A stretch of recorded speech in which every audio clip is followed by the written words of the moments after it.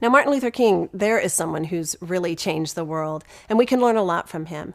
He was a clergyman who became the spokesperson and the figurehead for the civil rights movement. And he was a great orator, and his I Have a Dream speech actually does go down as one of the most famous and beloved speeches in America today. So let's take a look at that. It was only 16 minutes long, which is amazing, but it follows the form perfectly. So he starts off with what is, and he traverses back and forth to what could be, and then he ends with the new bliss. So what I do when I'm analyzing a speech, I transcribe it and I actually overlay the words over time, and that's how I come up with this shape. So I want to stretch the presentation form out and show you what it looks like with the words transcribed over time in the shape. Now, you can't really see the words here because I'm actually using them as an information device. Most people in America had not heard a Southern Baptist preacher before. It was the first time it was actually broadcast nationally. And a Southern Baptist preacher, they have a real rhythm and a cadence to what they say, and they take these long, dramatic breaths and pauses. So what I've done here is I've put a line break after every time Martin Luther King paused. And you can actually see how it breaks it into shorter little lengths of text. So I'm going to cover up these little lengths of text with a gray box because I want to use it as an information device to explain to you the types of words that he used as he spoke. So the first color of little bars you're going to see here is they are representing every time he used repetition. Now, repetition is a rhetorical device, a very popular rhetorical device that's used, and you basically are repeating yourself to drive a point home. And usually repetition is done as a series of 3, and you'll usually say it once and then twice, and then people are just expecting it to be done by the 3rd time, and he did it a lot. He did it a lot 3 times, 4 times. Now, the next bar color you're going to see is pink, and these are metaphors and visual words, and he was very good at describing things visually. It actually would have probably ruined it if he'd had slides. It would have just destroyed it because he painted in such metaphorical and visual ways, almost like scenes, and you could actually see what he was saying as he spoke. Now, the next color that you'll see here is green, and this is familiar songs, scriptures, and literature, things that were very dear to the African American people at that time. So the 4th color that you'll see is orange, and this is political references. This is when he's referencing documents like the Declaration of Independence or other documents that had promises to them of freedom, and he's reminding the people about these promises that were made to them. So let's walk through what this looks like. I want to show you when it moves at the bottom, when you're at the bottom of the first part where it's what is, and it jumps to what could be. So that first transition point. At the end of the first part of what is, that was the very first time they clapped really loudly, and you can actually audibly hear the audience getting kind of roused up here. And he says, America has given the Negro people a bad check, a check which has come back marked insufficient funds. Now, all of us know what it's like to have no money in our checking account. So he used a metaphor here that describes something that many people in the audience may have felt or even experienced.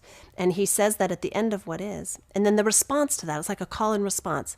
The response to that is, and this is where they really went nuts. The first time they were like screaming and clapping. He says, so we have come to cash this check, a check that will give us upon demand the riches of freedom and the security of justice. So he was really good at using metaphors that completed each other and would get the people excited. So now I want to scoot across, and as we move across, you'll be able to see the different colors of the different words that he's saying and what those symbolize. What's interesting about this, he's breaking down the contrast between what is and what could be almost at the phrase level. He's saying, I have a dream that one day, I have a dream that one day. By moving the frequency back and forth, this particular section has become the most beloved part of his speech and the most memorable, which is fascinating to me. So he'll start off with, I have a dream.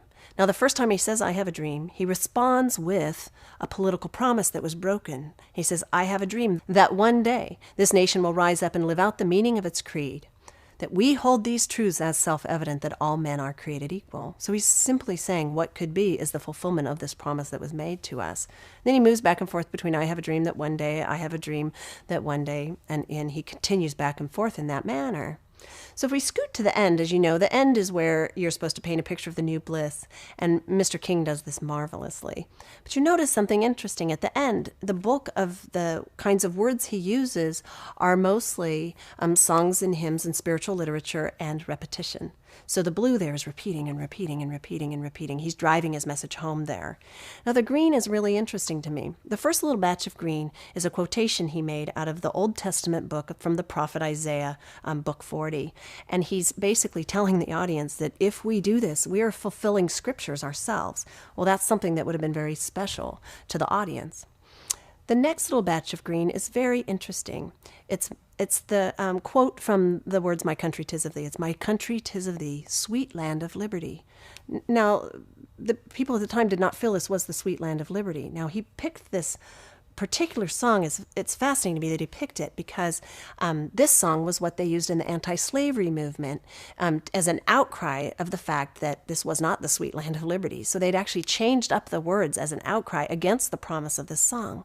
So the song had like mixed emotion for the people in the audience, because it was a promise, but it was also something they'd been singing as an outcry. So the little third patch of green there is where he repeats a stanza from "My country, 'tis of thee." And then the very last batch of green is where he quoted a Negro spiritual, which is free at last, thank God Almighty, I'm free at last. So it's so amazing about the ending and the way he constructed it is that he used things that were precious to the audience, scriptures and songs and hymns, and repeated things that were resonating already very deeply inside the audience. And he reached in and he touched those things that were precious to them. And that's why his speech reaches such a frenzied climax at the end. He's a masterful communicator. So Martin Luther King, yes, he was a masterful communicator. He had a dream, he had an idea, he had something to convey that he was really passionate about. But he did a lot of risk. He took a lot of risk to make sure that his message got out.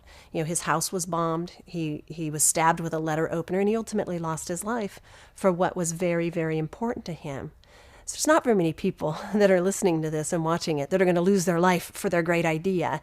But it doesn't mean that you can't dream. And you guys need to dream. We need to have dreams. We need to have dreams of ideas and hopes of ideas that are going to make the world a better place.